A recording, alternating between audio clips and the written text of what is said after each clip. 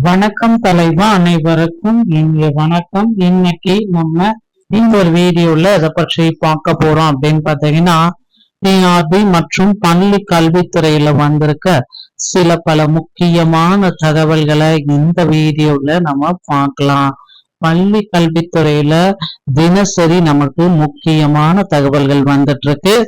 UGTRB மற்றும் பிடி PGT அசிஸ்டன்டோடைய தேர்வு கால அட்டவணை விரைவில் வெளியிட போறாங்க. பள்ளி கல்வித்துறை அமைச்சர் ராஜ்மோகன் பிரஸ் மீட்லயே குறிப்பிட்டு சொல்லிட்டாருங்க. சோ எதிர்பார்த்த மாதிரி பள்ளி கல்வித்துறையில மிக பெரிய அளவுல ஒரு அப்டேட் காத்துக்கிட்டு இருக்கு. சோ ரிவர்ஸ் லிஸ்ட்ல அனைவருக்குமே பார்த்துட்டு இந்த ரிவர்ஸ் லிஸ்ட்ல இருக்கிறவங்களுக்கு எல்லாம் பணித்தர முடியாது அப்படின்ற மாதிரி நீதிமன்ற தீர்ப்பு ஒண்ணு போயிட்டு இருக்கு.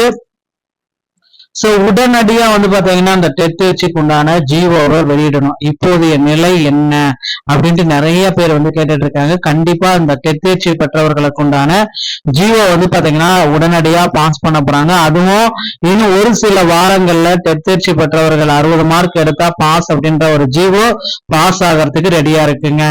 சோ நியமன தேர்வை ரத்து செய்யணும் அப்படின்ற மாதிரி கோரிக்கைகள் எல்லாமே வச்சிருக்காங்க. இந்த தேர்தல் வாக்குறுதிகளை பொறுத்த வரைக்கும் நியமன தேர்வை நிச்சயமாக ரத்து செய்தே ஆக வேண்டும் அப்படின்ற மாதிரி வாக்குறுதிகள் இருக்கு. அதற்குண்டான அப்டேட் பாத்தீங்கன்னா ஒரு சில தேர்வுகளை வரும். சோ நேரடி நியமன முறைகளை வெளிப்படைத்தன்மை வேணும். இந்த நடைமுறைகள்ல டிஆர்பி வெளிப்படைத்தன்மையோட இருக்கணும். அரசு கலை அறிவியல் கல்லூரியில் உதவி பேராசிரியர் தேர்வு நேரடி நியமன முறைகள் வெளிப்படைத்தன்மையோட மேற்கொள்ளப்படுவதாக ஆசிரியர் தேர்வு வாரியம் டிஆர்பி விளக்கம் அளித்தாங்க.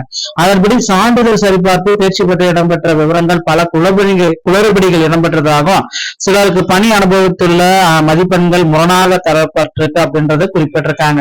சோ இது 2025க்கான கலை அறிவியல் கல்லூரிகள் அரசு கல்வி கல்லூரிகள்ல உதவி பேராசிரியர்களுடைய நேரடி நியமனத்துல இந்த குற்றச்சாட்டுகளை எடுத்திருக்காங்க. அனைத்து உரிய அரசாணை விதிமுறை பணிகளில் வெளிப்படைத்தன்மை மற்றும் நம்பகத்தன்மை மேற்கொள்ளப்பட்டு வருகிறது. தேர்வர்களின் அசல் அனைத்து சான்றிதழ்களும் சரிபார்க்கும் பொழுது நேரடியாக ஆய்வு செய்யப்படுகின்றன என்றது அதுல குறிப்பிட்டே சொல்லியிருக்காங்க. சோ முன்னதாக தமிழகத்துல ஆசிரியர் தேர்வு வாரியம் சார்பில் 2017 நடைபெற்ற அரசு பாலிடெக்னிக் விரிவுரையாளர் தேர்வுல முறைகேடு இருக்கு அப்படின்றது எல்லோருக்குமே ஒரு தெரிஞ்ச விஷயம் ஆயிடுச்சு. சோ மீண்டும் பாத்தீங்கன்னா அதை ரீகால் பண்றோம் அப்படின்றத குறிப்பிட்டு சொல்லியிருக்காங்க. அந்த முறைகேடை சரி செய்யறோம் அப்படின்றத சொல்லியிருக்காங்க. சோ தமிழகத்துல பாத்தீங்கன்னா பள்ளிக்கல்வித்துறை அமைச்சர் அன்பில் நம்மளுடைய ராஜ்மோகன் அவர்கள் என்ன சொல்றாரு பாத்தீங்கன்னா, சராசரியாக படிக்கும் மாணவர்களையும் அரவணைத்து செல்லுங்கள். ஆசிரியர்களுக்கு ராஜ்மோகன் அவர்கள் ஒரு அறிவுறுத்தலை கொடுத்திருக்காரு. என்ன அறிவுறுத்தல் அப்படின்னா, அனைத்து மாணவர்களையும் அரவணைத்து செல்லுங்கள் என பள்ளி கல்வித்துறை அமைச்சர் ராஜ்மோகன் அவர்கள் குறிப்பிட்டிருக்காரு. அனைத்து மாணவர்களையும் அரவணைத்து செல்லுங்கள் என பள்ளி கல்வித்துறை அமைச்சர் ராஜ்மோகன் அவர்கள் குறிப்பிட்டு இந்த தகவலை குறிப்பிட்டு சொல்லியிருக்காரு. சோ மாணவர்களுடைய நலம் கருதி இதை சொன்னாரா எதுக்கும் தெரியல. அரசு பள்ளிகளில் பயின்று வரும் 10 மற்றும் 12ஆம் வகுப்பு பொது தேர்வில் முதல் 3 இடத்தை பெற்ற மாணவர்கள் 100% தேர்ச்சி பள்ளியின் தலைமை ஆசிரியர்களுக்கு பரிசு வழங்கி பாராட்டி பேசினார். சோ மாணவர்களின் செயல்பாடுகளையும் கவனித்து அவர்களுக்கு ஏற்ப வகுப்புகளை வழிநடத்த வேண்டும் என அனைத்து மாணவர்கள் ஆசிரியர்களையும் அரவணைக்க வேண்டும். கற்கும் திறன் குறைந்த குழந்தைகளை தமிழில் மெல்ல கற்கும் குழந்தை என உள்ளது. நான் அந்த வார்த்தையை தன் வேகத்தில் கற்கும் குழந்தை என மாற்றி சொல்கிறேன். அப்படிப்பட்ட குழந்தைகள் தான் உலகத்தையே மாற்றியுள்ளார்கள். தாமஸ் ஆல்வா எடிசன், ஐன்ஸ்டீன் போன்ற விஞ்ஞானிகள் ஹோம் ஸ்கூலிங் முடித்து உலகத்தையே புரட்டி போட்டுள்ளனர் அப்படின்றத குறிப்பிட்டு சொல்லிட்டாருங்க. அடுத்து பாத்தீங்கன்னா இன்னொரு விஷயம், பதவி உயர்வுக்கு முன் பணி நிரவல் கூடாது. இடைநிலை ஆசிரியர்கள் பாத்தீங்கன்னா இந்த போர்க்குடியை எடுத்துட்டு இருக்காங்க. பதவி உயர்வுக்கு முன்னாடி பாத்தீங்கன்னா எந்த விதமான பணி நிரவல் எதுவுமே இருக்கக்கூடாது அப்படின்ற மாதிரி ஒரு அப்டேட் போயிட்டு இருக்கு. தொடக்க கல்வியில ஆயிரக்கணக்கான தலைமை ஆசிரியர்களுடைய பணியிடங்கள் காலியாக உள்ளன. இவற்றை பதவி உயர்வு மூலம் நிரப்பிய பின் இடைநிலை ஆசிரியர்களுக்கு பணி நிரவல் கலந்தாய்வு நடத்த வேண்டும் என ஆசிரியர்கள் போர்க்கொடியை தூக்கிட்டு இருக்காங்க. இவற்றை பதவி உயர்வு நிரப்பிய பின் இடைநிலை ஆசிரியர்களுக்கு பணி நிரவல் கலந்தாய்வு அப்படின்னு கொடுத்தாங்க.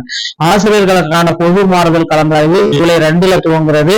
முதல் நாளிலேயே இடைநிலை ஆசிரியர்களுக்கான பணி நிரவல் கலந்தாய்வு நடக்கிறது. ஆசிரியர்களுடைய கடும் எதிர்ப்பு இதனால உருவாகி இருக்கு.